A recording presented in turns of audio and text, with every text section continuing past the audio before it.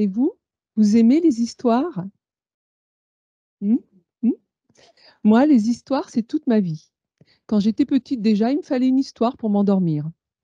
Quand j'ai commencé à travailler dans la com, on m'a dit: «Si tu veux impacter tes cibles, il faut leur raconter des histoires». Eh bien, c'était parti pour des années de storytelling.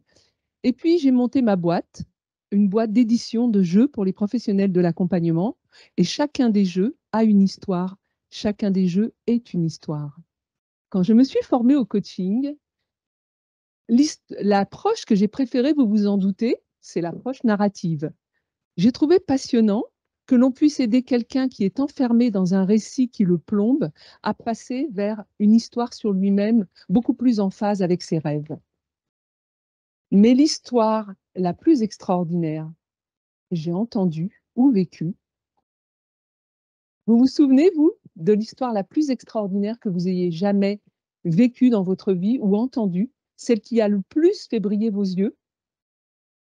Oui. Moi, c'était en Inde, dans les années 80.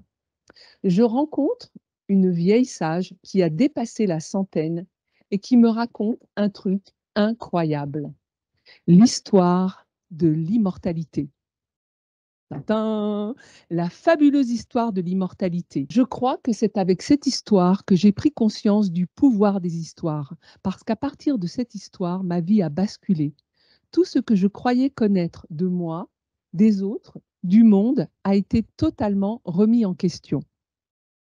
D'un coup, j'ai réalisé que je ne suis pas ce corps, mais la petite étincelle d'énergie consciente qui l'anime, c'est-à-dire une énergie vivante, éternelle, immatérielle et donc immortelle. Ça a explosé dans ma tête et je suis partie en courant dans les rues et dans ma tête, j'entendais Eureka. Mais d'où m'était venu ce mot? Je ne le connaissais même pas. J'ai fini par comprendre que ce mot veut dire j'ai trouvé. Je venais de trouver la réponse à ma question existentielle la plus cruciale: qui suis-je? Alors je me suis dit, si une histoire a le pouvoir de changer une vie, quelle histoire pourrait-on raconter collectivement pour que le monde devienne ou redevienne ce dont nous rêvons tous? Est-ce que vous avez une idée? Vous avez une idée? Vous avez remarqué que l'histoire dominante qui circule autour de nous, celle qui tourne en boucle aux infos, est tout sauf une belle histoire avec une happy end. Donc finalement, que l'histoire soit belle ou pas, il suffit qu'elle soit suffisamment médiatisée pour devenir un récit dominant. Celui qu'on raconte, qu'on colporte, qu'on répand partout et auquel on finit par croire dur comme fer. Bien souvent, on ne cherche même plus à le remettre en question, au point que si on tentait de nous raconter une autre histoire, on ne voudrait même pas y croire. La vague nous emporte. Il y a même beaucoup de gens qui essayent de raconter une histoire alternative, mais beaucoup se cassent les dents, passent pour fous ou disparaissent mystérieusement de la circulation. Heureusement, pas tous. Et puis, alors, on est tous là, embarqués dans la même histoire, un récit dominant qui impacte nos imaginaires et nous ôte tout espoir sur le devenir de la planète et de l'humanité. Ça va mal finir une histoire comme ça. Or, moi, j'aime les histoires qui finissent bien. Alors, on fait quoi? Imaginez que l'humanité aille voir un coach et lui raconte son récit dominant du moment. Vous savez, celui qu'on entend en boucle aux infos. Quelle autre histoire est-ce que le coach pourrait l'aider à faire émerger?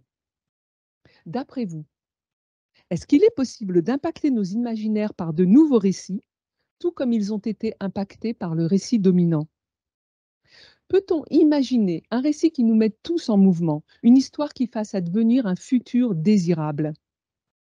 Alors moi, par exemple, je ne sais pas pour vous, mais moi, j'aime bien me dire que les choses fonctionnent en cycle. Et je me dis, bah, après l'hiver, le printemps. Est-ce que vous avez déjà vu un hiver qui n'était pas suivi par un printemps? Alors et vous? Quelles sont les belles histoires que vous vous racontez? Voici ce que je vous propose. Vous pouvez vous tourner vers votre voisin ou votre voisine et lui raconter en 1 minute l'histoire la plus extraordinaire de votre vie, celle qui a fait le plus briller vos yeux, d'émotion, d'admiration, de joie, d'espoir. Il aura à son tour 1 minute pour vous raconter la sienne. OK? Allez-y. Donc un voisin, une voisine et vous lui racontez l'histoire la plus extraordinaire de votre vie.